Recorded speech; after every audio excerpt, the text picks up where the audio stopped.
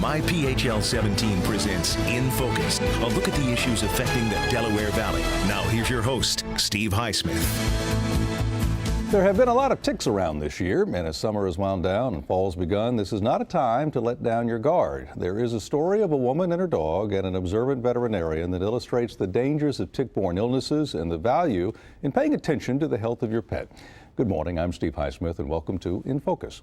There are several tick-borne illnesses. Among them are Lyme disease, Rocky Mountain spotted fever, anaplasmosis or ehrlichiosis, southern tick-associated rash illness, Ostari, tick-borne relapsing fever, and tularemia, and there are more. Well, these illnesses vary in frequency and with the type of tick or bacteria and sometimes region of the country. But being aware of your pet's health can not only save your companion, but maybe even you or someone you know. My guest this morning can attest to that, and with me are Dr. Jennifer Adler of the Center for Animal Referral and Emergency Services, or CARES, in Langhorne, Pennsylvania, and Ann Kane, a resident of Jenkintown, and her loving companion, Lucy. Welcome. Thanks for being here, all of you. Thank you. Thank you. Ann, how long have you and Lucy been together? 3.5 years. 3.5 years. Now, how old is Lucy? Lucy's 6. 6. And what kind of dog is she? A Bichon Frise. And her temperament is what? Oh, the best. The best? She's the sweetest little spirited dog, definitely. Now, something happened a little while ago. You noticed that she was not feeling so well. Tell us about that.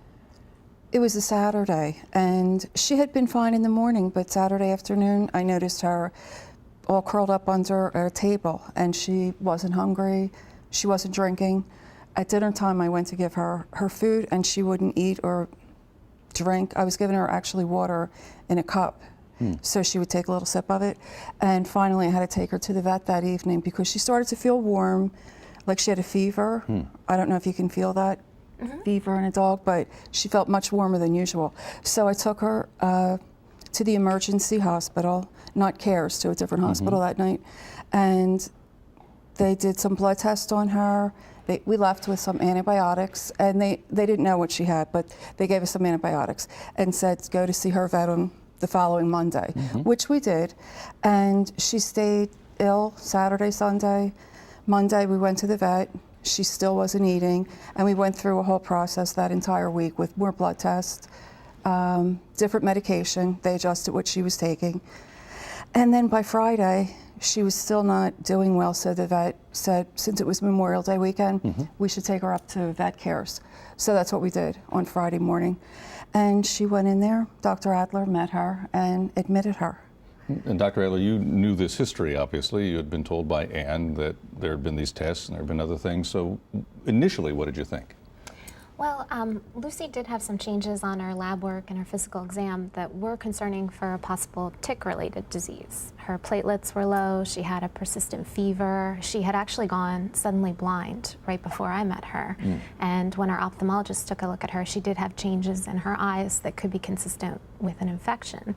She had had some blood tests done initially when she was first sick for tick-related illnesses that were all negative.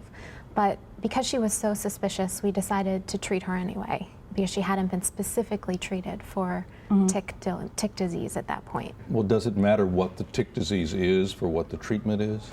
Most tick-related diseases can be treated with one antibiotic in pets. And so sometimes if we have negative test results, but we're really suspicious, we might go for that. We might start that treatment. Well, she had been started on antibiotics. Was it the right one? It wasn't exactly the one that would be best for tick-related illness. And so when did you discover, at that point that she came in, did you change the medication she was on? I did, and we were also worried that maybe she had an autoimmune type of condition with the platelets and the eyes, so we started her on a steroid as well.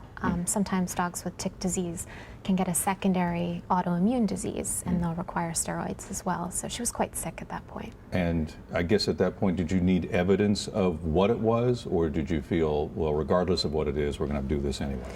I felt regardless of what it is, we're going to do it anyway. We did screen her for any other problem. We did x-rays of her chest, we did an ultrasound of her belly, we did more thorough lab work, kind of looked for anything that could potentially cause her illness. So in this period between that Saturday and I guess Friday, when you saw her, it sounds like she was getting worse. Did she have any moments when she appeared to be better, or was it no, it was just getting worse because of the blindness you mentioned? That just appeared Thursday night before she came in on Friday. So her body was kind of battling this stuff. It was Right. sort of running a course, but you can't count on it running its course and leaving like a cold. Right. I think she definitely was getting worse in that period of time. When Anne brought her in on Friday, she was a little dish rag in her arms. She was quite sick at that point and had had a fever for a good week, and wasn't eating, wasn't drinking. Also lost weight. And when did you find out that it was Rocky Mountain spotted fever? So we started treating Lucy for a tick-related disease, and the more her signs kind of came together in her lab work, I thought, you know, Rocky Mountain can make a lot of sense for her. A lot of times dogs are suddenly exposed, and so their results of their initial tests will be negative. And then if you were to retest them in the future, in a week or two, you might see a rising response. So you'll see a rising positive test result. So Lucy definitely responded to treatment. Within a day or two, she was eating, she was brighter, her platelets had improved, and we went ahead and we retested her in the middle of the following week, which was about 10 days after she had been initially tested. And we found that her test for Rocky Mountain at that point was the highest it could be. Well, that's bad news, but you were responding. Good job, Lucy. So you had her on a regimen. Now you get these results. Did you change anything? Well, with knowing that it was Rocky Mountain, then I knew that what she really needed was the antibiotic alone, rather than the antibiotic and the steroid. So at that point, we had considered starting weaning the steroid. At this point, Anne herself was sick, and we actually had retested the titer in order to help with Anne's illness, because. All right.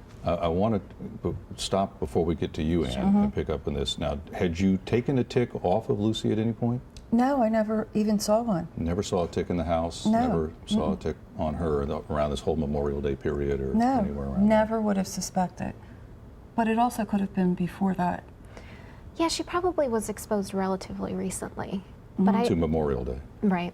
Now, yeah, what is that typical exposure? In other words, if the tick is on her, and say the tick has been on the dog for a few hours, does the tick have to be on a dog for 24 hours or 12 hours before the dog is infected, or how does that work? I believe it's a much shorter period of time for Rocky Mountain. Every tick disease has a different amount of time before it's transmitted. Usually, if you find a tick just crawling on a dog and you take it off, then you're not at risk for a lot of the diseases. Should wash your hands, though. Yeah, definitely. And not squish the tick at all, because if there is a bacteria in there, you could potentially come in contact with it if you did that. For Rocky Mountain, I believe that it needs to be attached for at least like a good 5-7 hours. So now we're at this point where Lucy is responding, but we have a firm diagnosis now. We know what the problem was. And as Jennifer said, you are now feeling ill. How long in this time period had you been feeling ill? And we're now up to midweek. We're 10 days later. I became sick the day after I took her to vet cares. On Friday, I dropped her off. Saturday morning, I woke up with a really high fever. Now, had you found a tick on you? No. I wasn't looking, but I never saw anything at all. And for her, I mean, I see her hair, I brush her, and I didn't see anything. You would think you would see something on a white dog. And myself, I had nothing. Now, what is the chance that Anne, A, either had a tick bite, or two, because of the bacterium that was in Lucy, she somehow caught something from Lucy?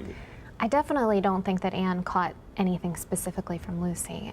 I think that probably what happened is that she has ticks on her property that have Rocky Mountain, and they were both bitten by a tick that was infected.